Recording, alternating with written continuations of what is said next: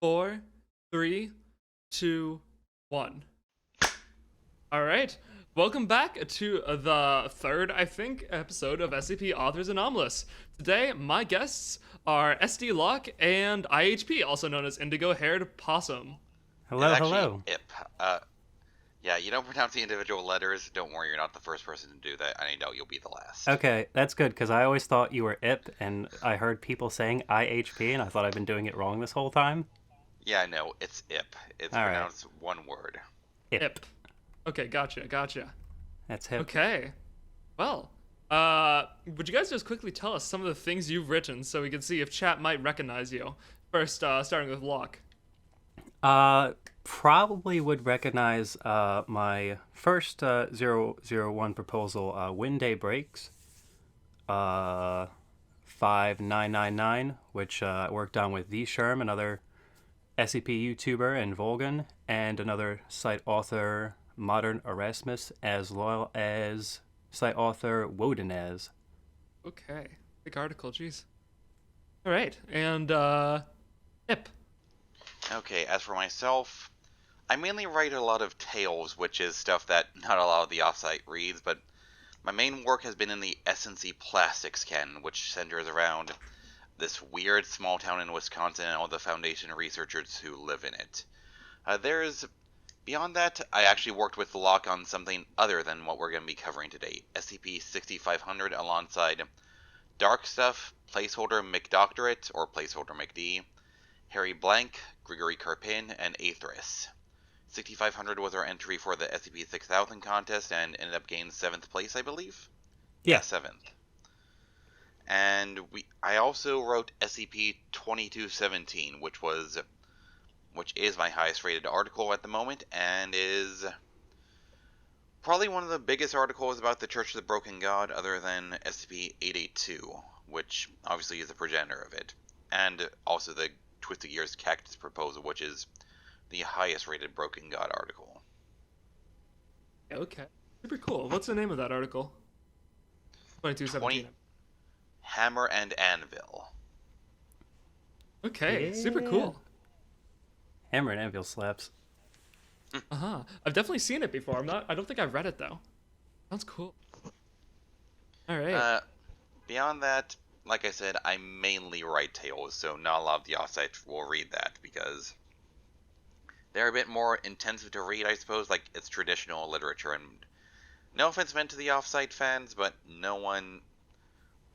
people come here to read SCP files more than anything else. Right, yeah. Kind of just a part of the formatting, a part of the fun of the site. I like Tales a lot more than the SCP formatting personally, though. Aw, that's good to know, since I have more tales than anyone else on the site. Hopefully you've read at least one of mine. Jeez, yeah, probably. Yeah, 120 something last I checked. Might be closer to 130 something now. Yeah. Oh. Thank you. All right, well, the one that we're starting with today is your guys' proposal for SCP-001, or at least one of your proposals, Keter Duty. I have Nice. heard just a little bit about this. Well, this one is a rewrite, actually, of article from a author called Pixelated Harmony. TLDR, they kind of left the site with some bad blood a while ago and wanted everything deleted.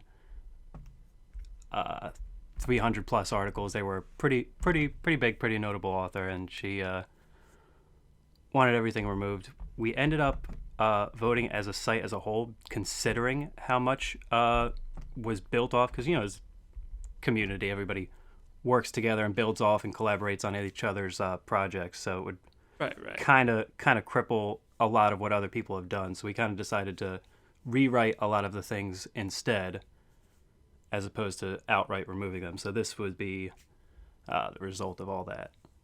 Okay. Very interested to read this. I've definitely heard some things about it. I'm not sure if I had heard about it, like, about the rewrite or the original, but very interested. Yeah, no, the Exploring series actually did a reading of the rewrite here a few months back.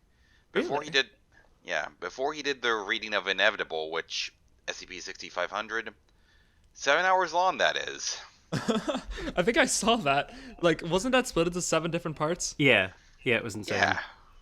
It's crazy. Yep. Hey, well, I think actually during my interview for my other podcast, Create Stuff with DJ Cactus, I actually pulled up that article at one point because he mentioned it, and it started playing music, and that came through the recording. I didn't realize that until I was editing it later, so that's funny. Yeah. I think that's where I recognize it from. For the record, second part of that still has yet to be recorded, but we're working on it. All right. But yeah, okay. Well, if you guys are all good, I think we should get into this. I'm very excited to read this. Okay, so Locke, you mind if I go first? Yeah, shoot, go ahead. Okay, so SCP-001, Object Class Thaumiel. Special Containment Procedures. SCP-001-K containment cycles are to be monitored from observation stations no more than 50 meters away from the relevant containment area or threshold, using systems that do not compromise the integrity of the cycle. The SCP-001-K containment cycles must be maintained at all costs. Containment cycle failure has a non-zero chance of generating a spontaneous K-class into the world scenario. Certain members of personnel, during the course of their employment at the Foundation, either acquire or awaken anomalous properties that make them unfit for continued duty at their previous positions. These include, but are not limited to, manifestation of a chronic anomalous illness such as lycanthropy, Class 3 or below, Stevenson syndrome, and photonic gastric discharge syndrome. Manifestations of... Is that like... Sorry? What is photonic gastric discharge? Is that like you're shooting like light from your... Like you just... Laser butt disease? Yeah, laser butt Yes, disease. that's exactly what it is. It's a reference to a joke SCP named Awesome. Laser Butt Disease. Okay. Yeah, I got reassigned here. Yeah, he's a werewolf, and I fire lasers from my ass. Alright. Manifestation of spectral phenomena, particularly Deering-class hauntings and Hiroshi-class manifestations. Footnote 1. Deering-class manifestations refer to a pattern of haunting where an entity latches onto a single individual for the sole purpose of tormenting them, named for technician Philip E. Deering. And that links to another SCP, one by HarryBlank, which is about Philip Deering, who has an entity called Doug attached to him following a massive containment breach at Site 43. By the way, read the On Guard 43 canon. It's really good. There's over 100 articles in it as of right now. Yeah, and Hiroshi class manifestations, footnote number 2. Scenarios where a guardian entity of some form manifests around the subject. Like I said before recording, this article gives me away as a complete and utter nerd. Okay. You know what? This would actually, since you have a link to Harry's article for the first footnote, Hiroshi class manifestations, it would be, I think, really fitting if you linked, what SCP is it? It's called Guardian Entity. Oh, I know what you're talking about. Shoot it. 1 sec. Hold on. You're not talking about the Gate Guardian? No, not the Gate Guardian. Yeah, are you talking about the one that's like a cloud of nanites? No. It's this one where this kid was, he was hospitalized, comatose, and, like, he has a projection, like a spirit that's, like, attached to him that, like, is him or something. I don't know. I just know that it's called Guardian Entity. Not familiar with that one, actually. It's really good. It's a Series 2 one. If I find it, I'll link it to you. Alright, the Deering haunting refers to SCP-5056, by the way. Okay, Gotcha. Beyond that, sudden expressions of anomalous traits from DNA, awakening of thaumaturgical abilities equal to or higher Class 4 Archmagus, and awakening of psionic capabilities, particularly Delphi or Doll class individuals. For expanded list of qualifying conditions, see document 013, pages 15 to 203. Foundation personnel that meet the above criteria are to be removed from their current positions and reassigned to SCP-001. This is to be viewed as a form of punishment by the larger Foundation in an effort to discourage individuals from actively attempting to acquire anomalous capabilities. The term Keter Duty is to be used to refer to this reassignment.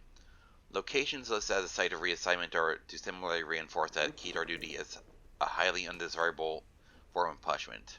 This list includes Point Nemo, Cape Mod, and Cape Mod Antarctica, Vladivostok, Russia, the Darien Gap, Central American, Pyongyang, DPRK, Site 87, Wisconsin, USA, Site 36, India, Foundation Halo Facility, Gilgamesh. Real quick, Halo facilities are basically massive floating ring-shaped platforms that are out over the ocean.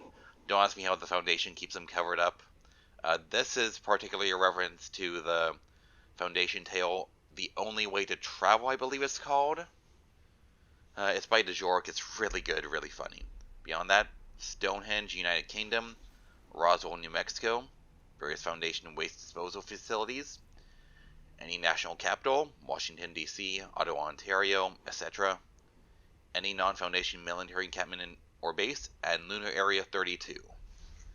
Upon arrival to Site 100, individuals are to be escorted directly to Administration for orientation, an explanation of their new assignment and administration of memetic agents in order to implant knowledge of various non-intuitive pieces of information regarding SCP-001, such as the layout of Site 100, the location of personnel quarters, and measures necessary to properly dispose of waste within the facility. Each of SCP-001's routes have signs staged at either terminal, giving directions for all necessary instructions and rituals required to traverse them, as well as listing travel restrictions. Thresholds within containment sectors that do not lead into routes are to have an 8-meter exclusion radius in all directions, enforced by armed guards. Personnel may only cross thresholds that correspond with their individual clearance levels. In the event that the threshold leads to an extraterrestrial or extra-universal location, personnel must also be accompanied by a contingent of personnel with at least a Class 4 combat certification. Currently, SCP-001 is experiencing extra-dimensional interference, indicating an imminent migration event. Determining the source of this interference is Priority Alpha. Alright. Okay, so that's the conprox. So, yeah. Was containment procedures like that? And normally I don't like writing containment procedures. I leave them to absolute last, but I remember actually enjoying writing the containment procedures for this just because of how crazy I got to be with them. It was pretty insane. Yeah. Now, onto the description. SCP-001 refers to Site 100, a non-Euclidean facility that was either constructed or discovered by the Foundation in the early 1900s. Footnote: due to a measure passed by the original 5 overseers, the exact nature of SCP-001's origin has been purposefully lost. Entrance Alpha, the primary entrance to SCP-001, is currently located in the southwestern United States. The next migration event is expected to occur in 2021. Below that, we have an image which has... I'm not sure if you'll be able to display this. Like, this is going to be a YouTube video, yeah? Yeah, it will, though it's meant to be in audio form. However, if you are listening to this, and you can quickly look over at your YouTube screen, you can see what I'm showing here. Yeah, you're seeing a map of SCP-001, which looks somewhat familiar. I did base this off of the Sephiroth, or at least a version of it, and I actually got into hot water with a few people who are more familiar with Kabbalic mysticism than I am, because originally the image I used had all the roots mismatched. Like, you'll see this in a bit, but yeah, you see all those Hebrew letters there? They were originally assigned in the wrong locations, and from what I understand, a few of them still are, even after we tried fixing it. Alright, but yeah, this is the map of SCP-001. We'll explain what some of that is in a bit. The interior of SCP-001 has been excavated from at least one extra-dimensional space, with anomalous transit corridors, colloquially known as routes, connecting them. These routes possess various anomalous properties and are typically in an exterior natural environment of some form, despite SCP-001 being entirely subterranean. My dyslexia is acting up, in case you can't tell. No worries. All right. If you want to popcorn at any time, you can. Yeah, I was gonna say. Popcorn. Popcorn. Like you pass it off. Yeah. Oh, I think I'll do that after this section. So, Examples of routes include Route LF, connecting the archives to the core. It's a volcanic beach that abruptly terminates in a sheer obsidian wall that extends into the horizon. Fish that appear to be made of living igneous rock are found swimming in the waters. Route BIT, which connects sapient containment in the core, opens into a large hallway with walls made of glass and mirrors, similar to an archetypal funhouse attraction. Individuals who attempt to walk through Route Beth inevitably end up at their starting point.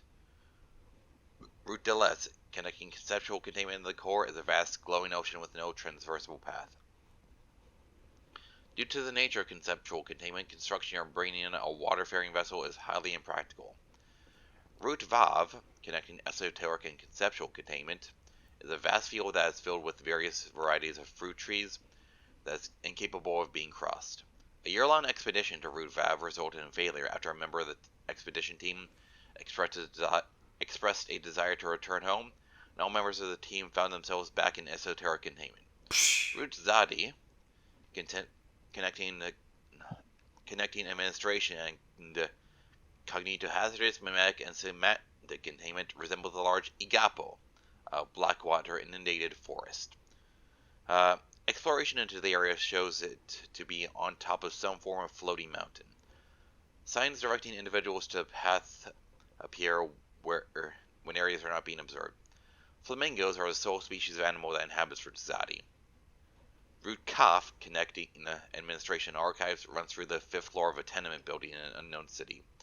Inhabitants are humanoid and will invite personnel to partake in recreational activities with them.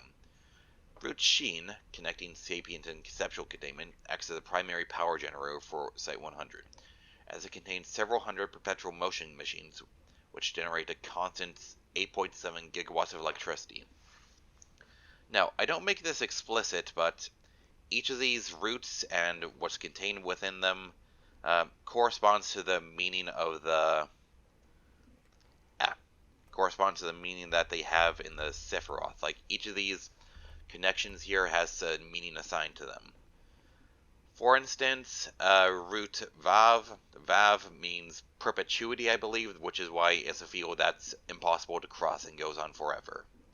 And route Delet means luminescence, which is why it's a glowing ocean. Oh. Yeah. Alright, I'm gonna pass it off to someone else right now because my mouth needs a break.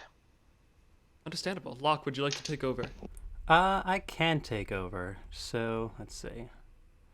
SCP-001 is divided into 10 major sectors: Entrance Alpha, Administration, Archives, 6 additional containment sectors, and the Core Sector.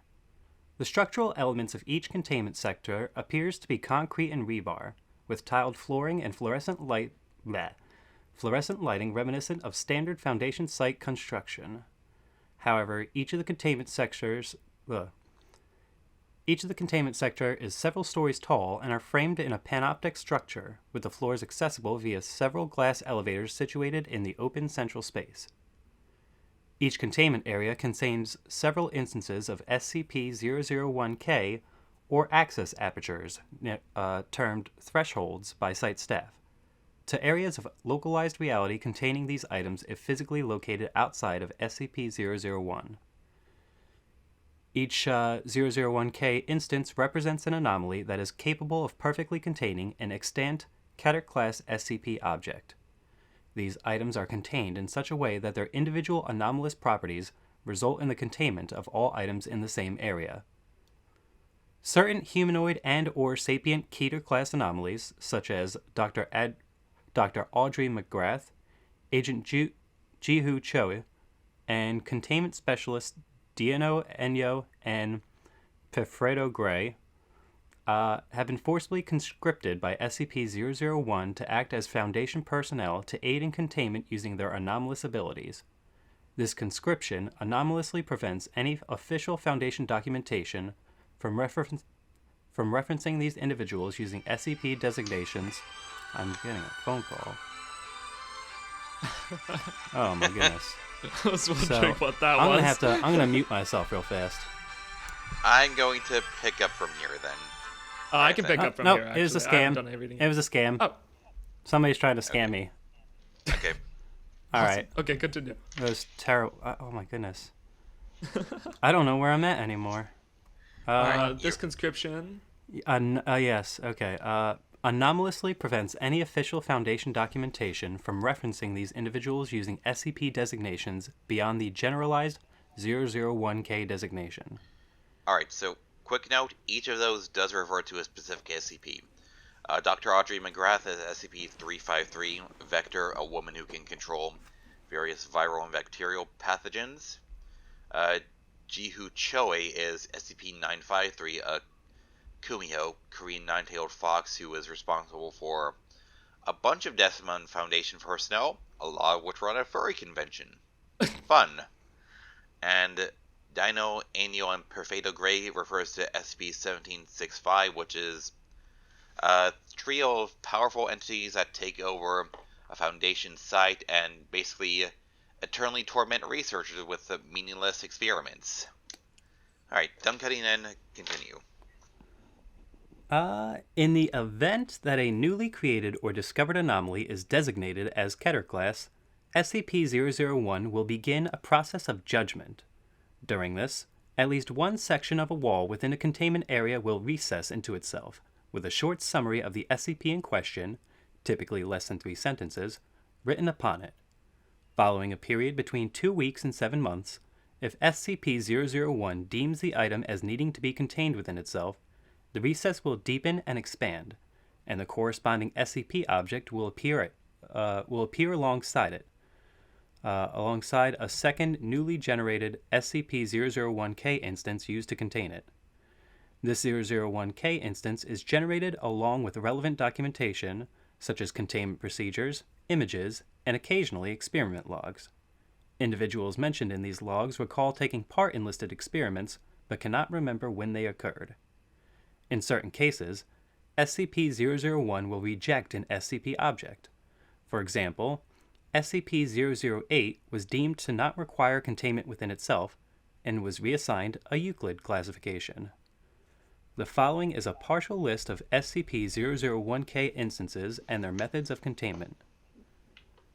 Alright, I think I'm good to pick back up from here.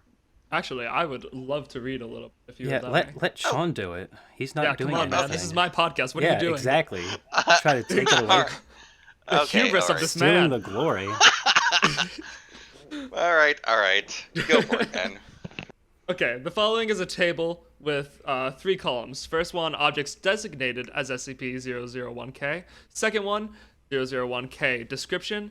And the third one, the containment method. First on the list, SCP-3984, an anomalous phenomenon where no members of the kingdom Animalia, including humans, is capable of dying. The description, K2935, an alternate universe where every observable organism, including most sapient AIs and some entities known to possess complete immortality, have spontaneously died. Containment method. The open threshold between K2935, intermingling with SCP-3984, caused an end to an ongoing Omega K end of death scenario. The threshold can be passed through with no ill effects on the baseline universe. It is believed that the death effects in K2935 and the Omega K class scenario are subverting each other's effects, allowing for the continued existence of both life and death. Organisms within K2935 have begun to decompose due to bacteria and fungi unintentionally introduced from Site-100, effectively reintroducing life into the K2935 universe. Next entry, object designated as SCP-01K, SCP-5007, an entity of unknown origin that inhabits the Bass Strait, a body of water between mainland Australia and Tasmania.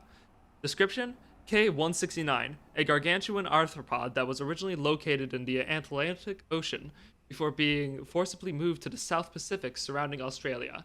Containment method. Following the consumption of a vast amount of K-169's mass, SCP-5007-C is currently believed to be choking on K-169 due to the sudden appearance of several large barbed growths on the carapace of the surviving portion, holding it in place.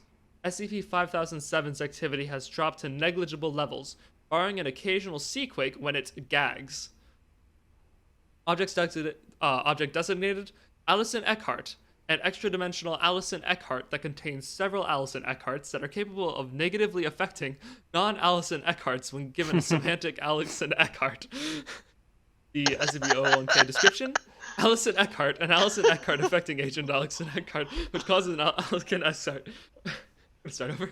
Allison Eckhart, an Allison Eckhart feature affecting agent Allison Eckhart, which causes all Allison Eckhart and all of her component Allison Eckharts to have the semantic identifier of Allison Eckhart. The containment method. The semantic identifier of Allison Eckhart was introduced to Allison Eckhart, causing all instances of Allison Eckhart within Allison Eckhart to be assigned the semantic identifier of Allison Eckhart. As Allison Eckhart cannot properly function with concrete semantic identifiers, all Allison Eckhart instances have entered into a quasi-comatose state. This is not affected anomalous entities that are in the same species and such, or clade, but not associated with Allison Eckhart. Are you all right after that one? Yeah, I'll recover. Okay. I can go on. Object designated as SCP-001-K.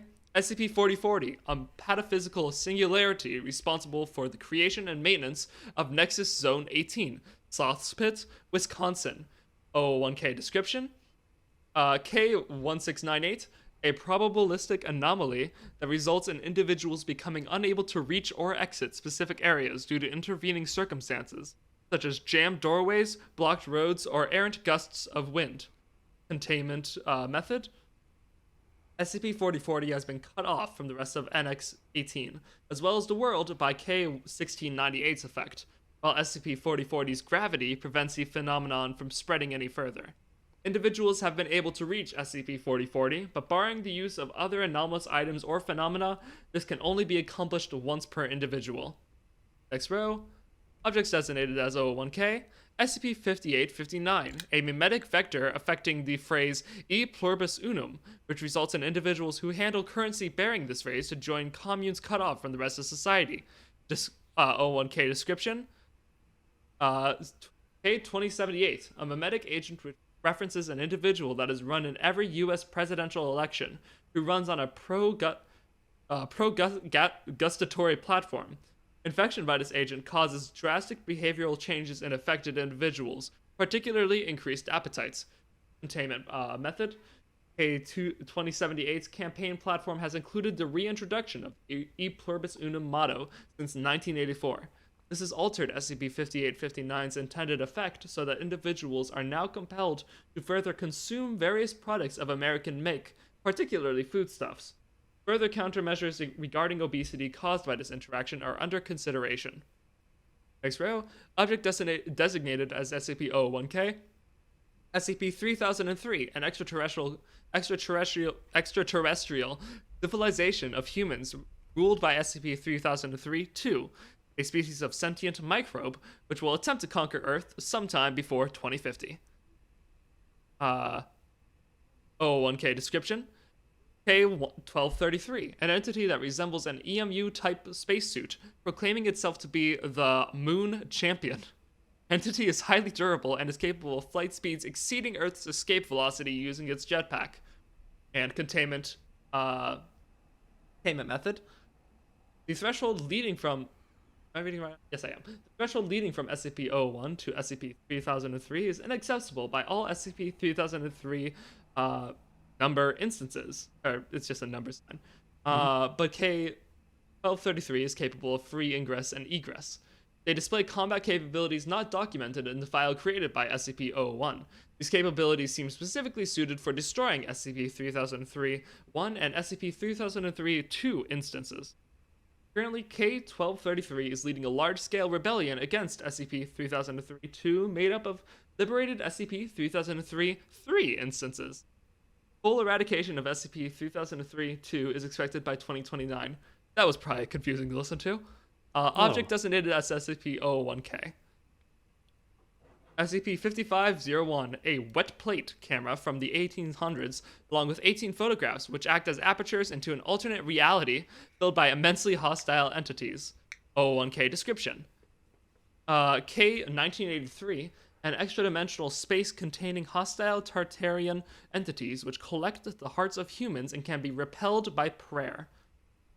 And containment description: the photographs created by SCP-5501 are contained within K-1983, each acting as an aperture into the opposite.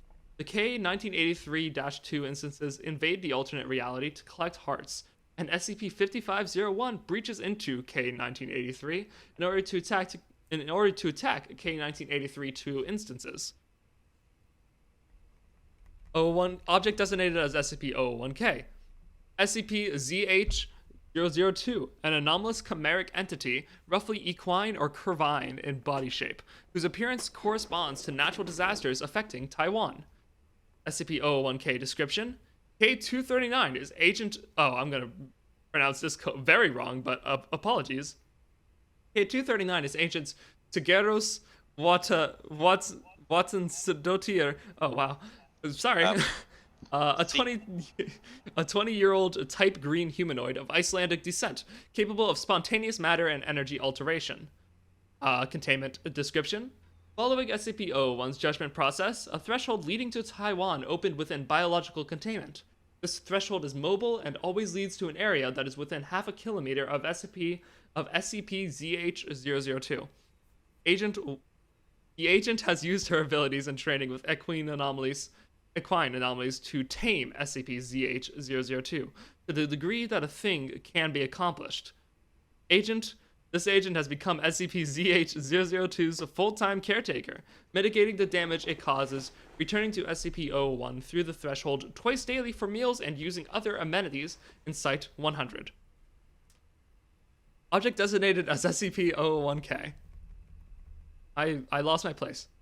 I found it. SCP-3852, a phenomenon wherein an anomalous cadaver manifests in a small community, leading to the lynching of an individual accused of murder. SCP-001-K description: K-2547, a phenomenon wherein several hundred canines will surround and isolate small communities. K-2547 is led by K-2547-1, a sapient coyote who wears a black coat and a crucifix. Containment description: K-2547 appears and quarantines the community where SCP-3852 has manifested.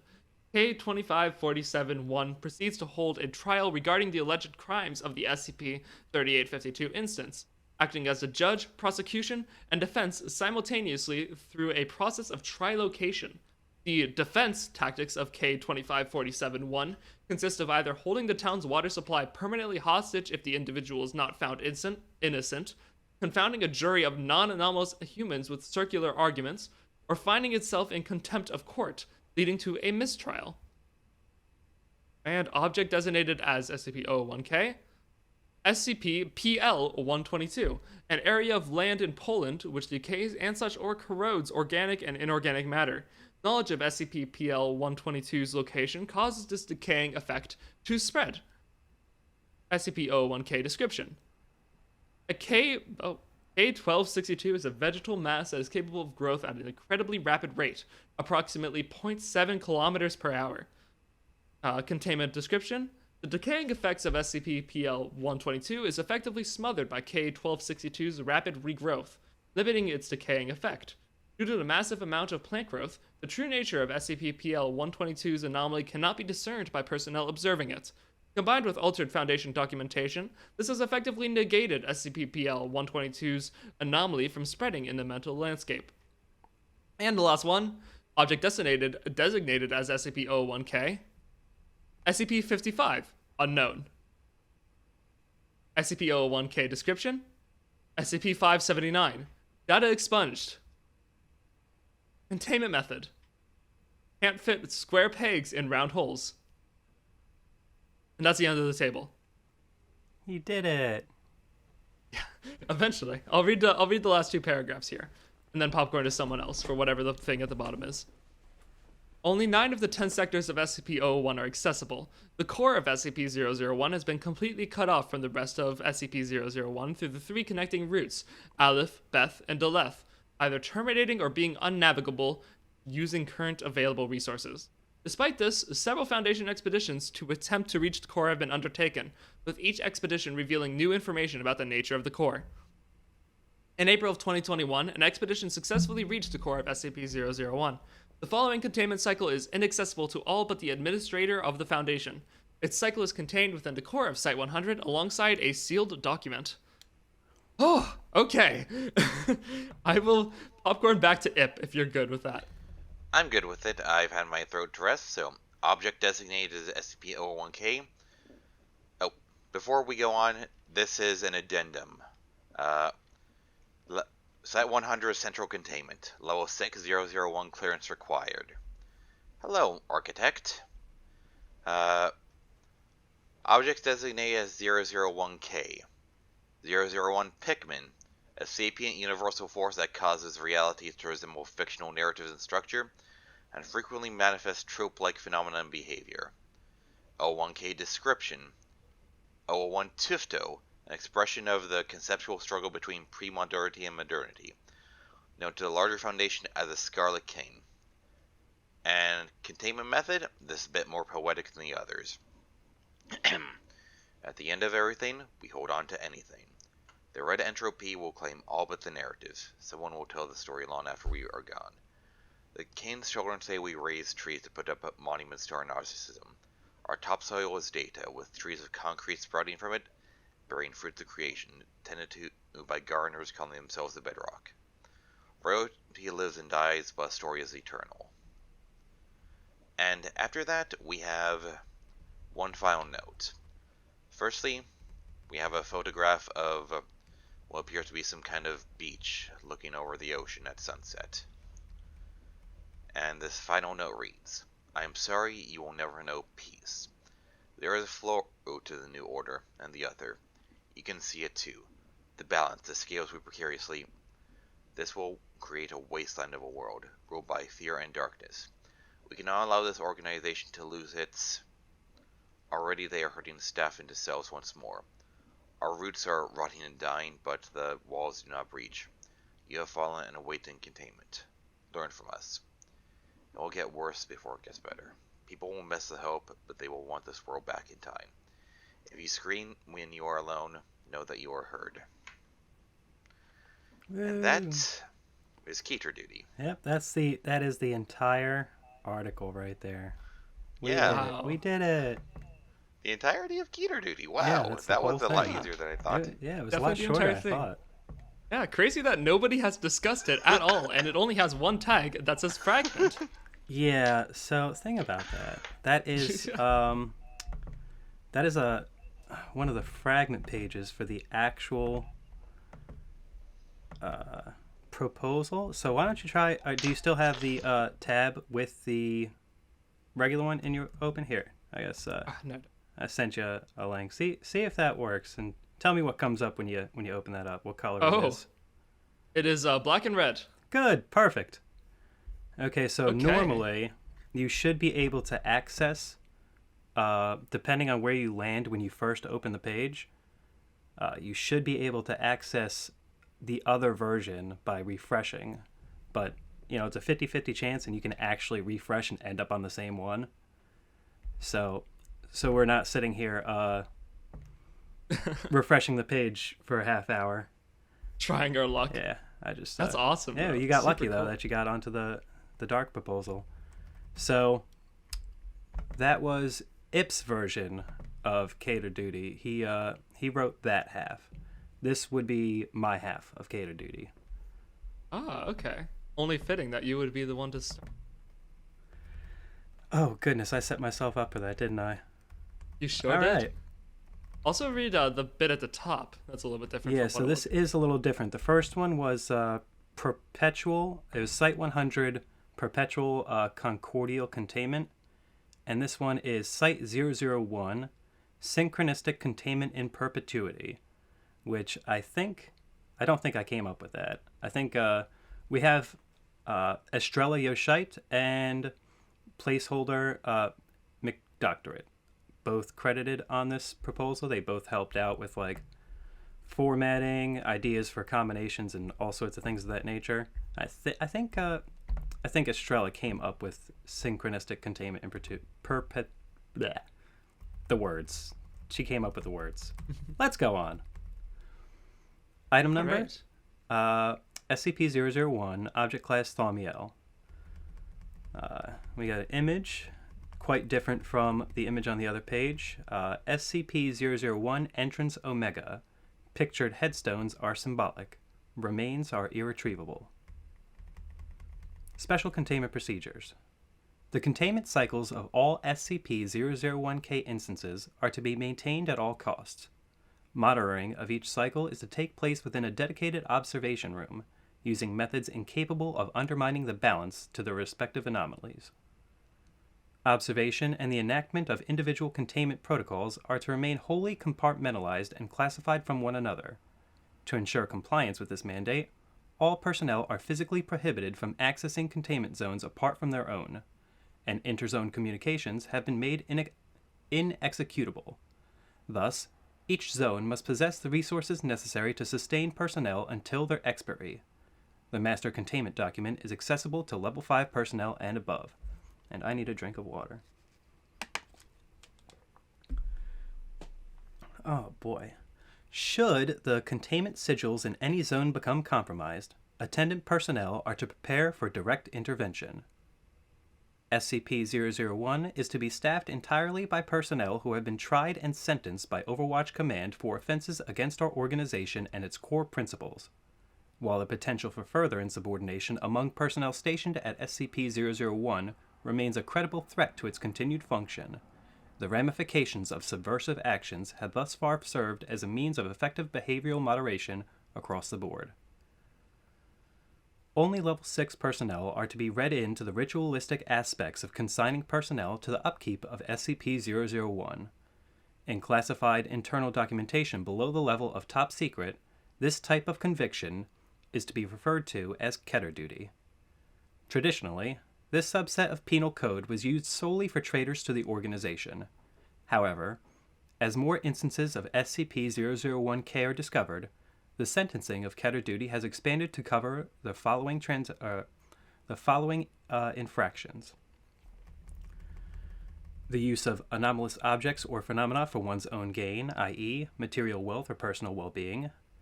Intentional use of anomalous objects or phenomena outside controlled settings without the consent of Overwatch Command. Breaches of secrecy involving friends and family becoming acutely aware of one's position or role within the organization. Having intimate relations with anomalous entities in containment. Violation of containment protocols due to either gross negligence or through premeditated actions. And general insubordination. In case of containment failure, personnel are to enter the chamber of a broken containment cycle to re-establish order. The doors are to be sealed behind them. Let's see. Hey. Description. SCP-001 is a facility designated for the containment of anomalous objects and phenomena which are either uncontainable or whose attributes would require a nigh insurmountable amount of resources or technological prowess to contain indefinitely, a containment class codified during the genesis of our organization's founding as Keter. The facility itself is nondescript externally, excepting the fact that its outer appearance mildly varies over time and in between persons, defying attempts to document a concrete structure. This ambiguity continues into its internal layout. Attempts to concretely map out the interior have invariably failed and have resulted in the loss of countless personnel to date. The only sustaining characteristic is the existence and number of containment zones. Despite having been discovered in pre-modern times, with the earliest references to the facility having been recorded in roughly 730 AD, it has always possessed technology and architecture on par with militaristic facilities circa the late 1900s. Some areas of SCP-001 have been rendered inaccessible due to containment failures and are inhospitable to human life. The halls of SCP-001 are broken into several hundred unique containment zones, each housing a pair of anomalous objects or phenomena whose anomalous traits serve to counteract each other in perpetuity. The entrance to each containment chamber has been marked with symbols of occult significance, ostensibly tied to Kabbalistic teachings. Damage to these symbols ultimately leads to the upsetting of balance between its respective pair of anomalies. Introducing human variables into containment cycles has proven to be the sole method of reestablishing order. Failure to maintain cycles has disastrous consequences. Where one anomaly is unable to serve as a counterbalance, the other is permitted to operate unchecked. This often manifests as a disruption of local reality surrounding the containment area, where the rules governing the unrestricted anomaly become the new paradigm. This has historically resulted in the zone's contents being loosed from the facility and into the world. Half of all anomalous subjects within SCP-001, one per contained zone, were concretely documented upon discovery and formed the basis for documentation standards among our burgeoning organization. These have been formally categorized under their original designations. There existed no mentions of the opposing anomalies, which have been studied, interrogated, and cataloged in the years since. These anomalies have been designated 001K. And popcorn. I think I need a breather. Okay. I will once again take the table. All right, you're so brave. Oh, how wonderful. All right. Well, we have pretty much the same table with a little bit of a difference, I believe. If my page would scroll correctly.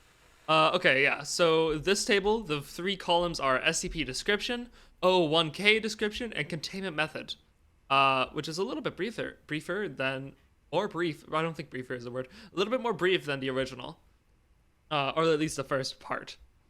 Okay. SCP description. SCP-1048, an animate teddy bear that reconstitutes matter into duplicates of itself. O1K description. K-1054-RU, an airplane engine that produces a variety of organisms resembling crows with anomalous capabilities. Containment method. Lifeforms produced by K-1054-RU's low throttle, cruise, and high throttle settings are attacked and repurposed into copies of SCP-1048. When K-1054-RU shifts into emergency setting, the resulting murder of crows abduct SCP-1048 copies, feeding them into the engine. Due to the sheer number of entities within the chamber at all times, the original SCP-1048 has not been seen in over a decade. And I'm going to do something smart and copy and paste this webpage into another tab. So instead of scrolling back up to the top of the table to see what the headers are every time, I can just switch tabs. Easy. Okay, SCP description. Well, this is difficult. It is. It's the image from the SCP-2521, which is an entirely image-based article. There's no words in the document because you can't reference or speak about this thing without it like popping up and like taking you away. It's Candlejack, basically. Yeah, Candlejack. Yeah. But if you look in the description, there will be a link to that. That is an awesome SCP. A wonderful format screw. SCP-01K description. K integer. A hazard construct that abstracts the identities of media of communication which describe it concretely. Containment method. Picture of SCP... Apologies, what is the number of this one again? 2521. Yes, that one, which has the letters which spells out the word narcissist at the top. In return, the spread of K integers abstraction effect is limited by its need to now elude capture. You have this the podcast open on your computer. I would recommend looking at the screen real quick so you can see what I'm actually looking at. So if this helps, well, 2 things about this entry here. One, the image was created by Australia Shite, which is super helpful. It's really cool. The words narcissist, some of the letters drag down over the image of 2521, and it's supposed to kind of look like bars of a prison cell, like it's containing it, which is just phenomenal. Like, she's awesome. K integer, that's placeholder McDoctor. It's one of his articles, and in trying to like kind of come up, because 2521 is, I think right now it might be the top rated SCP on the site. Is it? I think 173 still is by. No, it's closing in on it though. By a few thousand. I think SCP 173 is at like 7,000, and this one's almost at 5,000. Okay, well it's catching up, but So I wanted to use this one, but I couldn't really figure out anything. So placeholder came up with this combination. So like the way his works is it's an anomaly that takes a concept and reduces it as much as it can, as his author character's placeholder McDoctorate, because he was a doctor, he had a doctorate, so it reduced his concept. So like his name, like the guy doesn't have a name anymore, it just made his name placeholder McDoctorate. So essentially, this thing reduced 2521's entire concept to the word narcissist. And because of that, now nothing can trigger its, pop out and capture you for naming it effect. So now it's constantly after the integer anomaly. So they're kind of like duking it out because now they can only focus on each other. Super cool. Very interesting. That's some big brain stuff right there. A little too smart for me. I didn't come up with that one. Very big brain. I may occasionally put links to articles in our Discord group chat, by the way. That's just stuff that I want to remind myself to put in the video description later. Word. So yeah, links to both of those will be in the description. All right. Next object, SCP description. SCP is 106, a malicious humanoid entity that corrodes all forms of matter, bringing prey into a pocket dimension to torture and kill. 001K description. K3333, a fire lookout tower whose floors extend upwards in perpetuity. Perpetuity. There you go. Inhabited by hostile life forms. Containment method. SCP-106 hunts the entities residing in K3333. However, attempts to draw these entities into its pocket dimension invariably result in SCP-106 re-emerging within K3333. This has resulted in SCP-106's behavior growing more erratic and agitated. At one point, they are observed tearing a vulpine inhabitant of K3333 in half in an apparent fit of rage. This behavior is encouraged by various taunting behaviors of K3333 inhabitants, who cajole SCP-106 and lure him onto higher floors. SCP description. SCP, a number that is just constantly shifting. Apologies? It's meant to be 2718. We borrowed that trick from the original page where it does the same thing. With the number switching. Yes. Very cool. Okay. SCP-2718, the subjective perception of death in perpetuity. I don't know why I can't do that word. I like that word a lot, apparently. Yeah, apparently. 01K description. K3980, a transmissible state of being that subverts known traits of the life/death dichotomy. And containment method just says, sleep now, children. SCP description. SCP-231-7 is the sole survivor of an anomalous ritual perpetrated by the Children of the Scarlet King. The removal or delivery of how do you say that word? Fodi? Of fodi from other victims have led to an increasing amount of devastation. Were SCP-231-7 to follow suit, an XK level event would occur. 001K description. K4666, an ancient humanoid that abducts children, producing toys from their bodily remains. And containment method. Once every 24 hours, SCP-231-7 is subjected to a data expunge, which has effectively replaced Procedure 110 Montauk, which while also lessening the psychological impact on SCP-231-7. K4666 collects toys resulting from this interaction and places them into his sack. The sack undulates with the motions of its inhabitants. I never realized how much I hated the word undulates until now. Alright, SCP description. SCP-1893.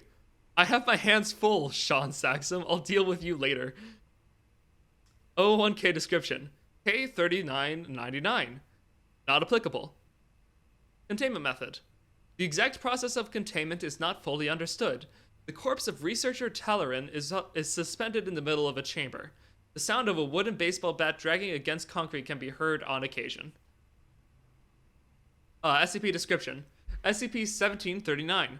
A para-universal containment apparatus in the form of a Dell laptop.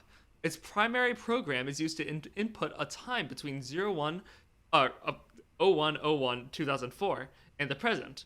Doing so will displace a user into the past, creating a divergent timeline.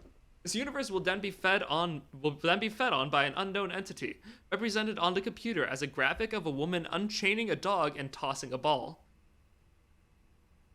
01K description. K5243. A retrocausal containment breach contained to Site 43. Must be reenacted perfectly each year to prevent the creation of dead timelines. Containment method. SCP-1739 has been used to create a divergent timeline in which its activation is entangled with K5243. This timeline is consumed soon after its creation, but reconstitutes annually due to the recurrence of K5243. SCP-1739 displays an animation of a dog chasing its tail. SCP description. SCP-2316. A lake containing human corpses floating at its surface. Possesses cognitohazardous traits that prey upon familiarity and 01K description. K5856. A sociokinetic humanoid that can manipulate social bonds. Containment method. SCP-2316's effects are malleable to K5856, which remains lakeside as it does not recognize the bodies in the water. SCP description. SCP-469, a humanoid entity encased within countless furled wings that grow in number with the absorption of sound. 01K description. KES-002, a parasitic species of sound waves. Containment method. SCP-469 unfurls its wings to capture instances of KES-002, rendering the chamber silent as it grows. KES-002 then uses SCP-469 as a medium for reproduction, with juvenile instances being released into SCP-469's chamber at irregular intervals. An evolutionary pattern has been noticed among KES-002. While originally at an inaudible frequency below 17 Hz, KES-002 is currently audible and resembles sounds produced by individuals undergoing glossolalia. I don't know if I pronounced that correctly. Alright, SCP description. SCP-2716, a metaphysical pointer capable of redefining or sending concepts inside. 01K description. K3125, unknown concept with some form of agency. And containment method. SCP-2719 is in a constant state of flux due to attempts by K3125 to reassert its foci from within. All attempts to go outside result in it becoming inside. I am very happy to see SCP-2719 here. That is one of my favorites. Nice. And SCP description. Are you familiar with 3125? It honestly sounds really familiar, but I don't think I am. That is, have you... Wait, yes I am. Yes, I am. I know this one. That's the Antimemetics, like the big bad of the Antimemetics canon. Yeah, I remember this. That's super cool. I love the Antimemetics. This is like the end of the Doctor Strange where he traps Dormammu in like a time loop. That's kind of what this sort of is. Oh. It's like he's trapped inside, and going outside results in him becoming inside, or it. Oh, neat. Okay. By the way, Antimemetics Division, very, very cool series written by Quantum. Also released as a book, which I own and love immensely. Super good. Okay. And SCP description, SCP-57-9, data expunged. 001K description, SCP-55, unknown. Containment method, can't fit round pegs in square holes. Okay. You did it. There we go. And addendum, that ended the table. Addendum 01A. Despite having been under Foundation purview for over a century, the core of SCP-001 has only recently been uncovered by an expeditionary force. Recovered documentation includes briefings on the chamber's contents, as well as a missive for the Foundation administrator. Survivors of this expedition have since been released from duty as a reward for their service. And then Alright. there is a drop down, level 6 clearance required. And I will popcorn back to Ihp. Okay then. Hey, you're still here. Yes, I am. I'm just being silent because I've been having some coughing fits. Okay. Alright then. Yeah, so codename Locke.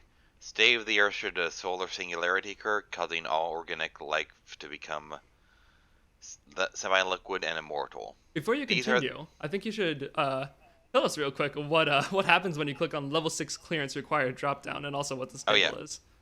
Alright then, so yeah. So when you click on it, it says access granted. Welcome incoming administrator. The first two portions of the table are listed as core contents. So first part of the table, codename Locke. Says the Earth should the solar singularity occur, causing all liquid life to become semi-liquid and immortal. Second portion, codename Lily. State of the Earth the day preceding the cessation of all life, where flowers bloom over the majority of the planet. The event is marked by the intimate knowledge of this fate imparted to all sapient life, and near total halt to all violence in mankind's fought in all hours. Containment method. What were we to do, faced with that desperate climb preservation of life, twisting all that is precious and dear into those horrid atrocities? We offered up finality, love, acceptance. We gave up our one blissful avenue of escape, our promenade of petals and peace. I do not profess to know what path we now tread down, but I am ashamed to admit that it will not be beautiful.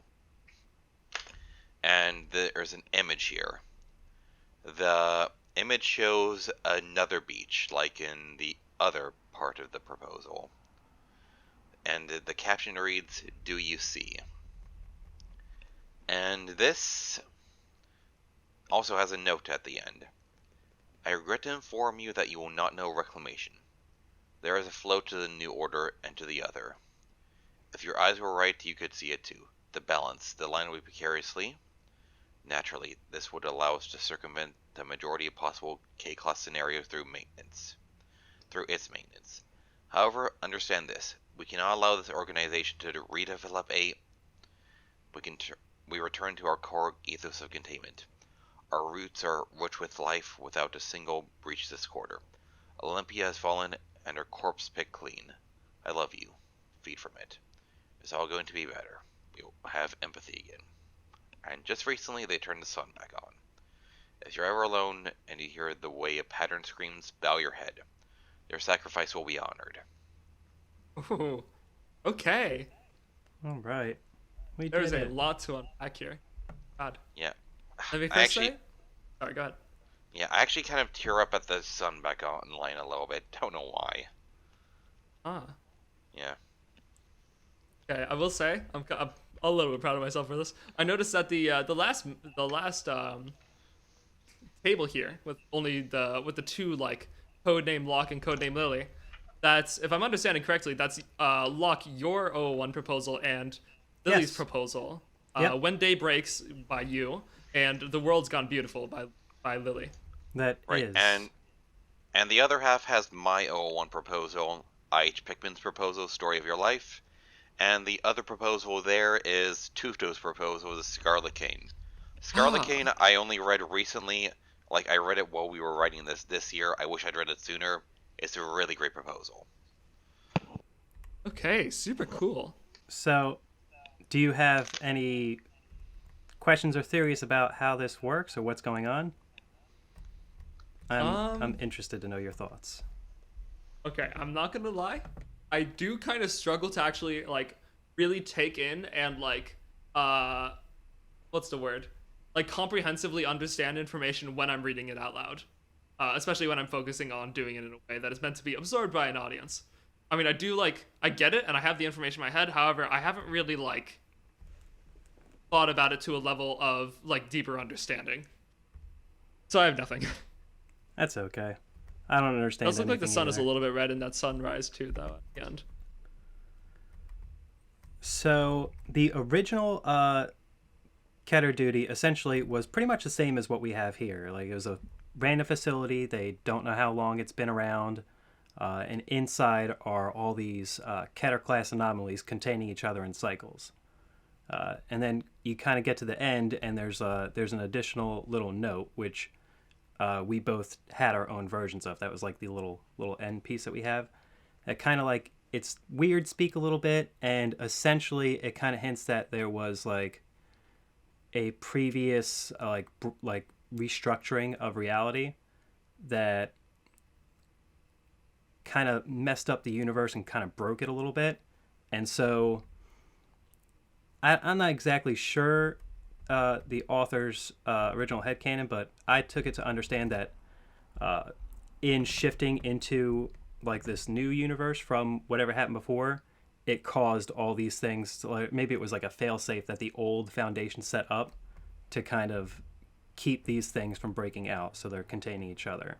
So it's like an older version of the Foundation set this up, reality was rewritten, and now all we have is this facility and what's inside it, and then we're just like rediscovering it. So what we did was when the articles were being put up for rewrite, I noticed that Ihp called dibs on the proposal, and I can't quite remember how he described it, but I essentially, if I may cut in here, yeah, I essentially,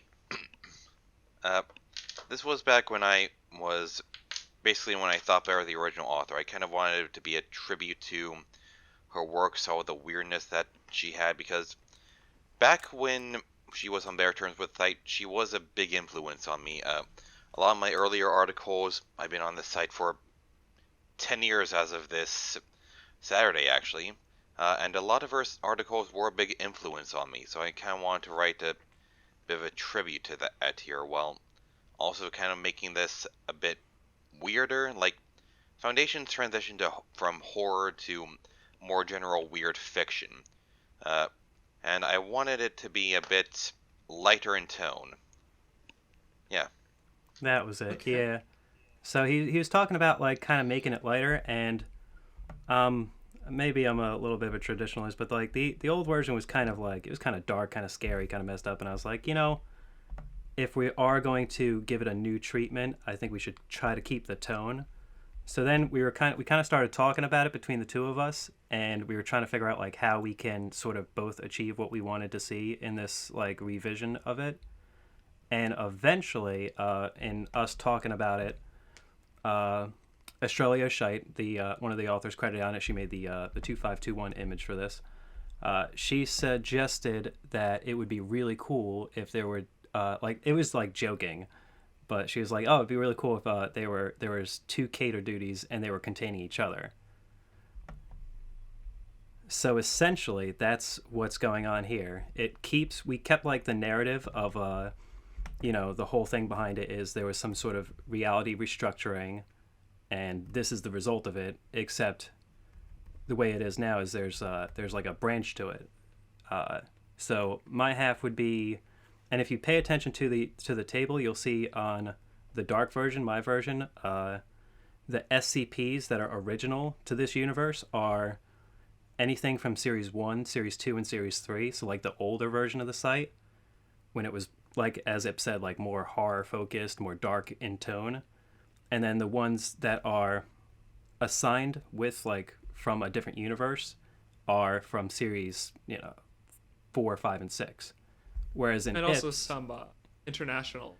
yeah, and we yeah, because like Ihp said, like we were trying to kind of celebrate her work, but also the original Keter Duty was sort of celebration of like a lot of different site content, and obviously 6-7 years later there's a lot more content now, so we were trying to sort of celebrate, like there's other branches now that exist, so we tried to incorporate all sorts of anomalies from all over the place.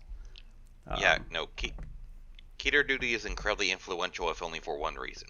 It was the first thing to use the Thaumiel object class, which is pretty ubiquitous now, as something that is actively beneficial to the Foundation, helps contain other things. Yeah. Super cool. I had no idea. And just so people listening at home know, like I explained this in like my episode 0. The Foundation has multiple branches from different countries and languages. Like the Russian branch, the Japanese branch. There are a bunch of different ones, and perhaps we will be having some authors from on this podcast at some point. But when you see something with a designation like -RU or -JP or anything like that, it means it's from a different branch. Right. All right. That's super cool. I will say this is definitely my second favorite 001 proposal now. I love this a lot. Oh, nice. Well, what would be your first? Definitely The World's Gone Beautiful. I just That really is like awesome. a really good proposal. Would love to have Lily on this podcast. If you're listening, contact me. Yeah. Super awesome. Do you guys have anything else to say about it? Bit of trivia regarding my portion. It was originally going to be a lot longer because it was going to have basically a bunch of exploration logs at the end where they try to figure out why the Site 100 is kind of starting to shift around. It was going to feature Iris, SCP-105, and a few of the other researchers / containment specialists mentioned in that portion. But I eventually decided to scrap it because, well, we want to keep it kind of simpler than that. But it was going to also feature more exploration of more of the routes, and it was going to end with a scene at the core where they would leave behind a note for the architect, the entity who created SCP-001, which is why there's a reference to the architect in the final draft here. It's kind of an orphaned reference now that I think about it. Also, in case you can't tell, I was playing a lot of the video game Control when I was writing this. But yeah, no, I legitimately enjoyed writing this. I'm happy to have the privilege of working with Locke not once, but twice. Woo. They're an amazing author, and hopefully I can work with them again someday. Yeah, that'd be nice. Cool. All right. I will say, I really honestly, I know this is not a popular opinion throughout the site, I don't think at least, but I honestly really love SCPs that like just that have like references to a lot of other SCPs, like when it makes sense, and like I don't want it to be done just to Just for be its like, own oh sake, look, yeah. another SCP, look, that's 173, you know that one, haha, upvote. But still, like seeing stuff like this, and it just gives me like it's just very fun to me because it makes me want to read so much more on the site. Like just gets me so interested, and also like when I do see an SCP that I do recognize, I immediately just like a hit of dopamine just goes off in my brain, and I love that. Yeah, part of understandable. the fun in reading through some of the ones like that is like it just creates this this sort of like wiki walk experience where you're just like finding all these new cool things. Yeah. That's why, like, I know people talk about Series 1 kind of being trash or whatever nowadays, but I mean 682 with all the links that it has, like it gets you through the site. Like you get to experience a lot through that one article. Super cool. Same thing with like this maybe is not the best example actually, but same with like the game day tale, if you guys know what I'm talking about. I do. I thought you might, considering how long you've been on this place. Yeah, it's a little before my time. Yeah, I actually have someone who's going through and trying to catalog Game Day because its multiple parts is actually arguably the first proper canon on the site. A bunch of authors were involved in writing it, and it has a bunch of references to Series 1 stuff. From what I understand, it's essentially meant to be a thing where everything goes wrong at once and everyone wanted to contribute to it. Yeah, it's like a huge collaborative project between a bunch of people from like way back on the site when SCP when we were like still in Series 1. Yeah, it's unfinished still after over 10 years, but there is something on the site that I think is a worthy spiritual successor to it. Has the same thing of just encompassing a massive amount of Foundation canon under one umbrella, having a bunch of references to stuff that you definitely should read. It's called the Time After Time Password. It focuses on SCP-5109, I believe it is. It's a password that's anomalous, that only one person can know it at a time. If anyone else tries to figure it out, they just can't. They don't know the characters to it, and it's completely illegible to them. Super cool. Okay, I might have to check that one out. Oh, and Locke has actually just linked something in the chat. Project Isorropia. Is that how it's pronounced? In my head, I read it as Isorropia. I don't know if that is actually how it's supposed to be pronounced, but this is we did a collaborative log, because one thing that I thought would be really awesome with the new Keter Duty would be to allow other people to come up with their own combinations. Oh, how cool. So between me, Ihp, Estrella, and Placeholder, we sort of formed the basis of this collaborative list. So if you want to check it out, it's not actually linked from the article, because it's, I don't know, in my eyes, it's sort of like not really canon, or at least to my half. Just sort of like, it is like a little thing for fun, like a little fun writing project. I love well done, like really, like I like containment. What do you call it? I like collaborative logs that require you to really think about what you put in there. So this is very cool. I will definitely be looking through this on my own time later, and you guys can look through it too in the link to the description. Link in the description. Yeah, super cool. All right, I'm going to really quickly use the bathroom and take a small break, but I will be right back, and then we can do, if you guys still have time, we could do 2 shorter articles from both of you. Gotcha. I got a little time. I got some time too. Awesome, good to hear. I'll be right back. Alright, yeah, but no, I can't say that. I have returned. Oh, hey, we're just trying to figure out how to cancel me. Yeah. Oh, how exciting. Yeah, Catgirls didn't work, so we had to figure out something else. Wait, what didn't work? You'll get the context when you hear the audio playback, believe me. How exciting, can't wait. It's not that exciting, it's just Catgirls. Catgirls all the way down. Okay, normal Foundation activities, got it. Anyways, you guys want to move on to your articles? Yes. Sure. Ihp, let's start with you. Yeah, what have you chosen out for us? I've chosen SCP-5352. Would you send me a link? Sorry? Would you send me a link? Oh, yeah, hold on. I sent it a bit earlier, but I might have gotten lost in the up scroll. Let me just copy and paste. Oh.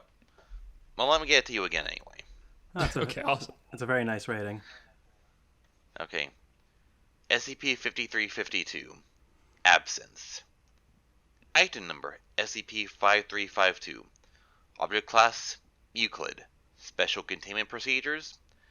SCP-5352 is monitored remotely from Site 107, 4 kilometers north of Murky Lake.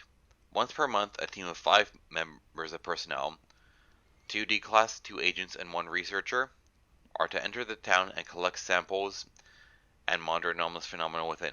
Disappearances are to be logged, and in the event that missing parts cannot be located, they are to be considered KIA. SCP-5352-C is to be actively monitored. In the event that more than 90% of the building housing it becomes absent, Procedure 5352 procession is to be carried out in an attempt to preserve the integrity of both the building and local reality. Under no circumstances are personnel allowed to whistle while within SCP-5352. Description: SCP-5352 refers to the abandoned town of Murky Lake, New Mexico, or Nexus 04. The area has been devoid of permanent human settlement since 1963, when the population vanished during the Dust Bowl.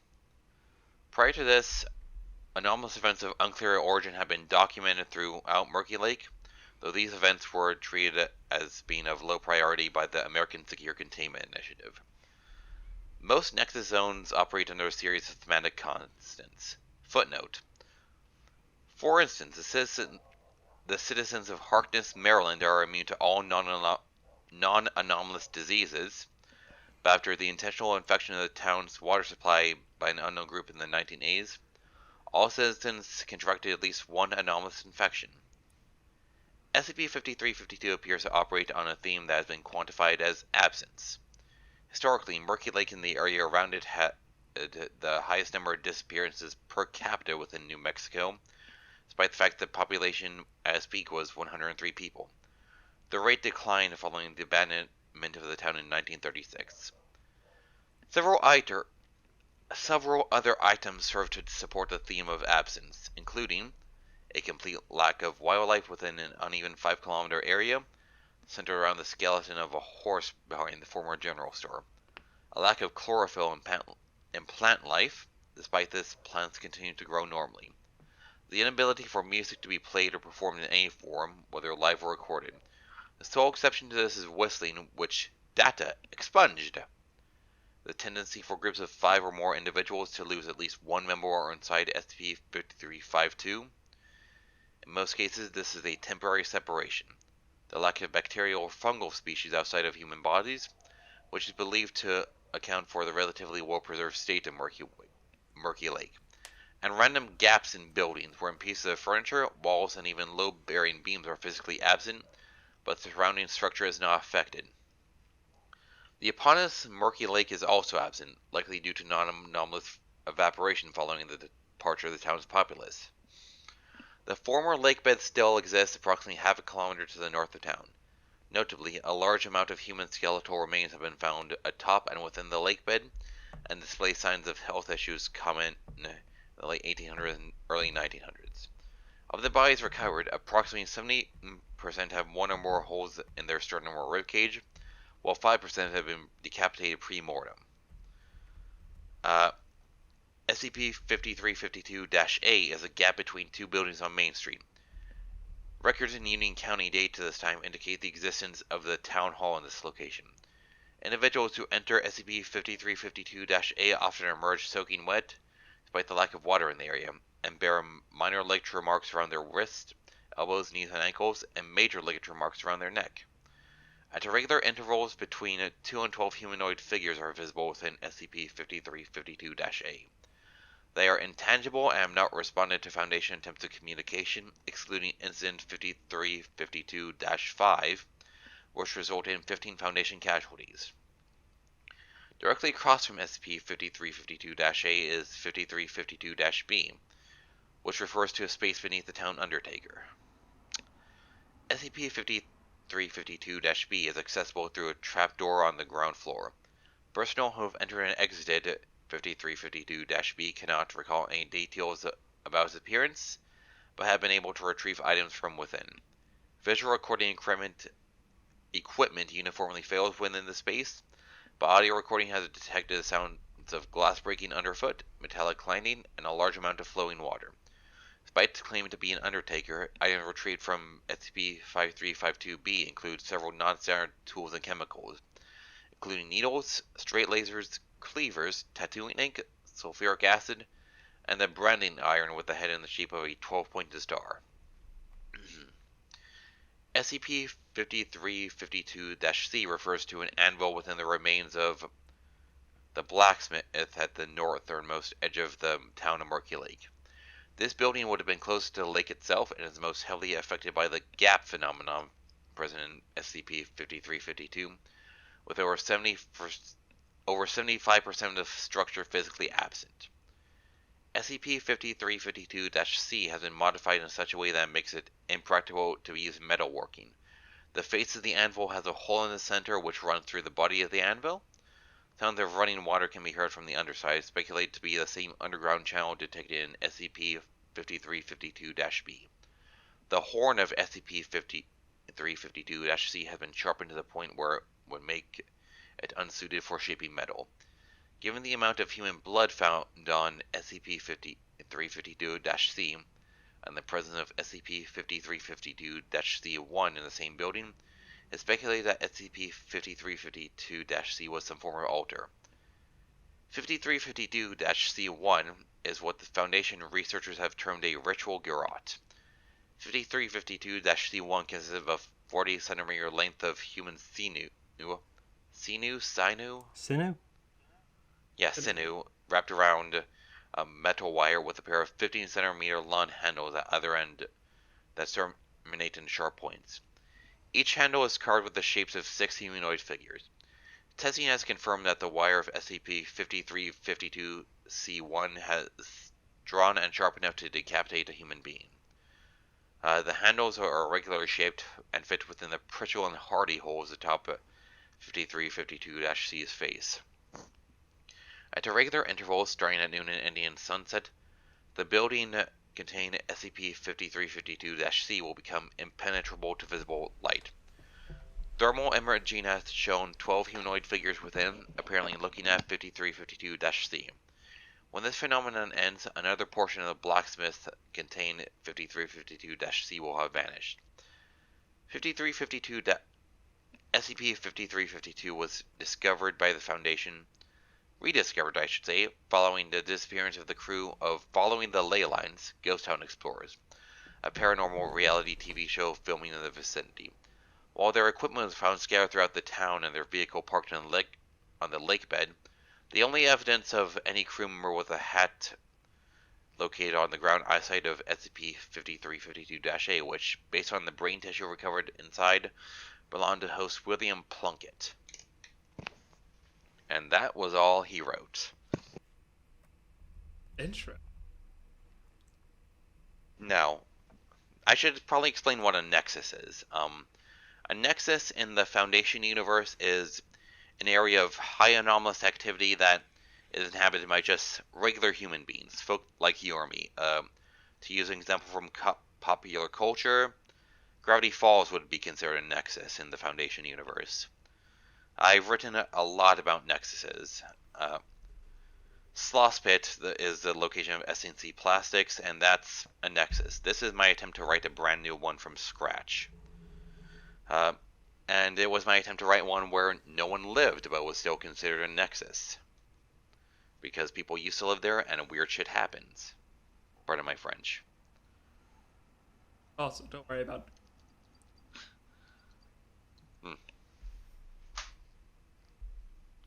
But yeah, that's all I wrote. Okay, interesting. So, do you have anything else to say about this?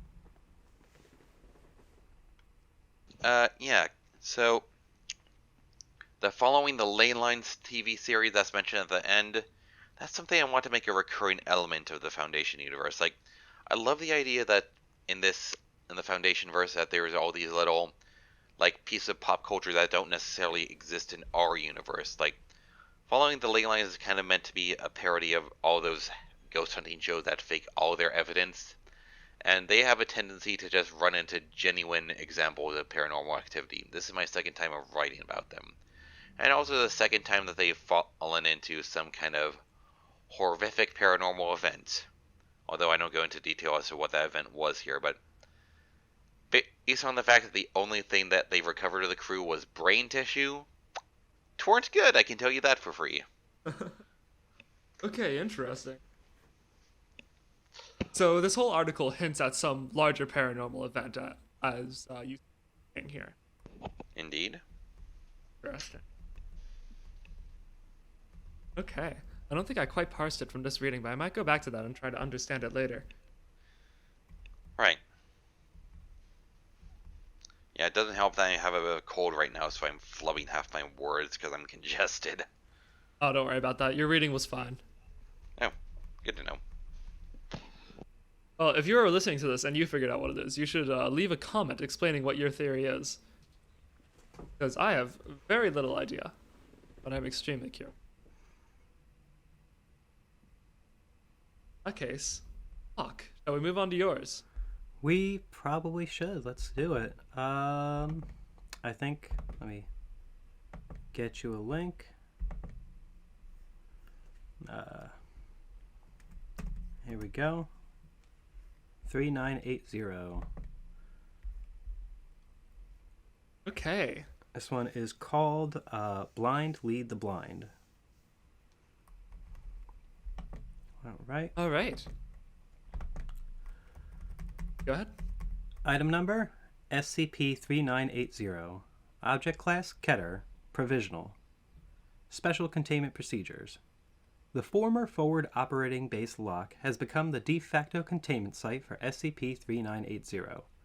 The above-ground portions of the base have been raised.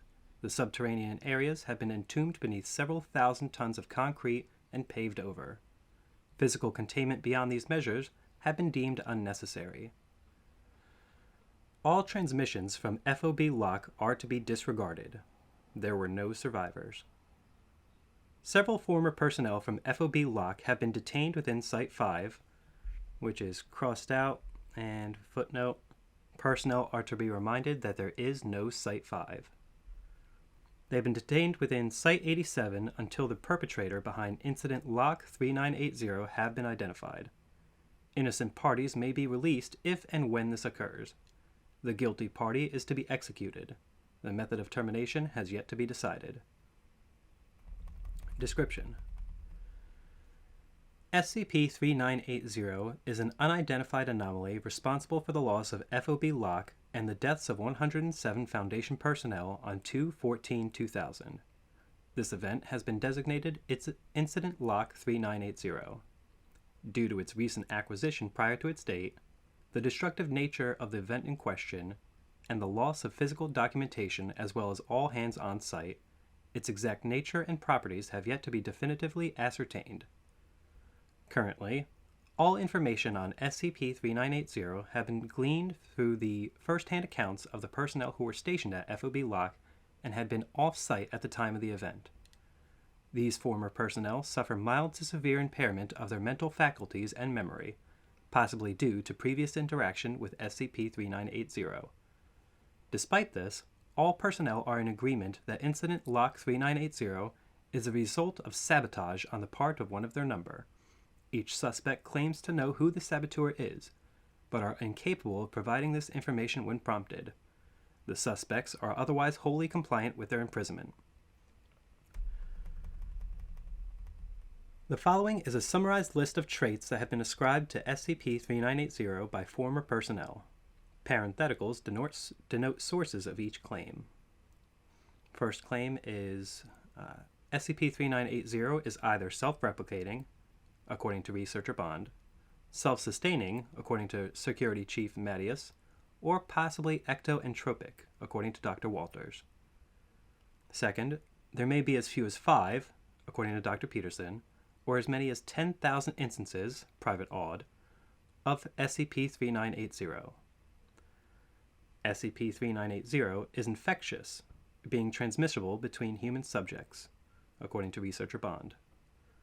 Next, 3980 is a space-time aberration, according to Researcher Quest. Next claim, SCP-3980 requires either a willful human operator or host, according to D-774, or a conspirator, according to D-209, to enter an active state. 3980 exists in a purely metaphysical sense and is a potent informational hazard. Full cognizance of SCP-3980 is sufficient to kill subjects, according to Director Kim. And finally, SCP-3980 is either physically uncontainable due to its size of roughly 100 picometers, according to Commander Narup, or 1.6 billion kilometers, according to Dr. Lafayette. The following interview was conducted on 8/1/2014 at the request of FOB Locke Director Kim, who claimed to have new information on Incident Locke/3980. And we have a little script here. So, we have basically stage notes and an interviewer. Who wants to be our either or? I would love to be the interviewer. I think that would be quite fitting. You're going to be the my interviewer. Other projects. Awesome, let's do it. Begin recording. Interviewer is seated in the interrogation chamber. Director Kim is led in by 2 armed guards. They are placed in their seat. Greetings, Director. How have you been holding up? Director Kim responds, assuring the interviewer that their time in custody has been relatively comfortable. Excellent. I'm glad to hear that. Now, I've heard there's something you wish to share with us? Director Kim explains a recurring dream they have been experiencing as of late. They slouch in their seat. I see. That is certainly something, isn't it? Well, Interviewer becomes visibly distracted by the presence of a fly and swats at it. damn things. Yes. What do you think the significance of this is? Director Kim slouches further in their seat. The flesh around their lips can be seen sloughing off.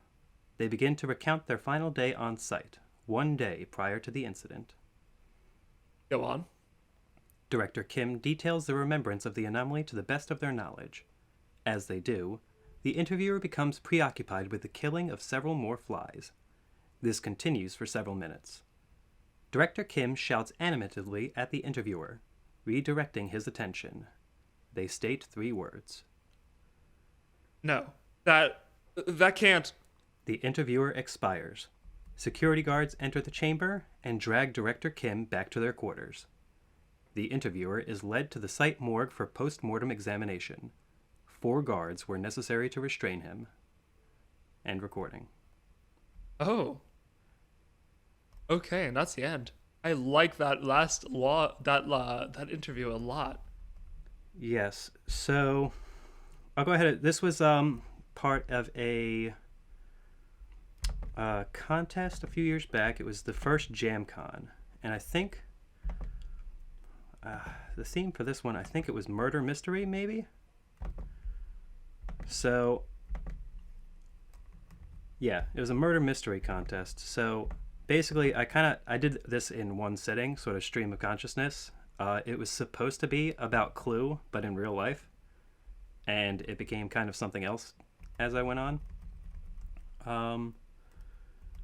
So essentially, when it gets to the part where it's talking about all the claims of what this unknown anomaly is, most of it is pretty much just like red herrings, but I think some of them apply to it, but I think the most relevant one is from Director Kim, the actual person in the interview, who says that it exists. That the anomaly is metaphysical and an info hazard, and knowing about it is sufficient to kill you. So essentially, sort of what this is it is it's actually mentioned in my half of Keter Duty. It 2718, I think, is the one where when you die, you stay conscious long after death, so you feel everything that happens to your body. This one it reverses the dichotomy of life and death. So if you're infected by 3980 and you're alive, everyone will perceive you as dead. And if you are dead, everyone perceives you as alive. So where it says in the containment procedures, the base where it originally happened, it says all transmissions are to be disregarded. There are no survivors. It's meant to imply that there are still people living alive, under the site that they paved over and buried in concrete. And then all the people who they have in containment, trying to figure out who caused it, are all dead. They're all corpses that they think are alive, and they're constantly submitting them to interrogation to try to figure this thing out. But they really can't. So that's really cool. That is so creepy. If we look at the interview, there's I try to format it in such a way to where it says it's a video file. I mean, it's actual text, but suspension of disbelief, you're supposed to be watching a video here. So you're watching this interview with the subject and the interviewer. But if you'll notice, you actually had dialogue because your character was alive and speaking and saying things. The other person doesn't have any dialogue, Director Kim. It's just a description of what's happening. So it's sort of supposed to imply that as you're quote unquote watching this video, your mind's filling in these blanks of what the director's saying, because you see them because you're affected by it too. So you're seeing this person as alive. So it says things like, oh, he answers the interviewer and says this, and that. That's your mind filling in the blanks of what's happening in the interview because you see this person as alive. And super cool. Yeah. And then by the end, the interviewer actually figures it out, and then that's why he dies in the middle of the interview. He doesn't actually die, he just becomes, it extends to cover him too, so now everyone sees him as dead. So they have to restrain him to take him for autopsy. I see. Yeah, I noticed. I like a lot how it says 4 guards were necessary to restrain him, and that he's need to be examined post-mortem. Right. Still struggling. That's very interesting. I like that a lot. And that's that. Sorry? And that's that. Oh, okay. Very cool. All right. Well, those are both really neat articles, both with definitely a mystery bit inside of them to be discovered as you read. I like that a lot. I think I will personally definitely be going back to 53, 52 to try to figure out what's going on there. Yeah, I still haven't figured that one out either. All right. Well, I guess I think we're at the end of our time here. We've been recording for almost 2 hours. Oh my goodness. I feel so old. I feel myself physically aging. I can see wrinkles forming on my fingers. I can't feel my butt anymore. I need to stand Can't even up. feel a large mass of light going out of your butt by chance? What? No, I don't have laser butt disease. Not yet. Not yet. One day. Oh, I actually do have one last question on 3980. Oh, You call it the former forward operating base Locke? yes. Is that just because your name is Locke? Yeah, it's just because my name is Locke. Yeah, I fair thought it enough. was a neat sounding name. Is a neat. I agree. Okay. Well, thank you guys all so much for listening in, and thank you, Locke Ihp, for coming on the podcast. Yeah, thanks for having me on. Thank you for inviting me, Locke, and thanks for having me on, Shaun. Yeah, for sure. Super fun. I gotta say, reading Keter Duty, super cool. I just called it Keter. Shoot. Is it supposed to? It's supposed to be Keter. I just pronounce it Keter because I'm a pleb. Wait, is it Keter? I think Keter is objectively correct. No, as it's my subjective Keter. opinion. Yeah, Keter. We do have a couple people on the site who speak Hebrew, and they say it's pronounced Keter, Really? not Keter. Oh, it's Yeah. Hebrew. Yeah, as a Hebrew word for king. Oh, that's actually cool. I had no idea that was a thing. Yeah, Keter, Keter, Peter, Petter, whatever. Let's see. Okay, well now I guess I have to stop arguing for the fact that it's actually pronounced Keter for no justified reason on this podcast. Yeah. Hey, that's interesting. Well, thank you guys so much for coming on. I think we'll go ahead and end this here. If you are watching this, or listening to this rather, check the links in the description for everything that we have read here, as well as links to some other things we've mentioned. Both of the Keter Duties, whatever, contain like tons of crosslinks to other articles. And I'm not going to include them all here, all in the description, but I will include a few that we mentioned, including the 001 proposals that were mentioned in it, like Locke's, Lily's, and Tufto and Pickman's. But yeah, there'll also be a few other things that are mentioned, like that one collaborative log. But yeah, make sure you guys all go check that out. And yeah, thank you guys for coming a lot. Also check out the other works of these authors. They've both written a lot of really, really cool stuff. And I will see you guys next time.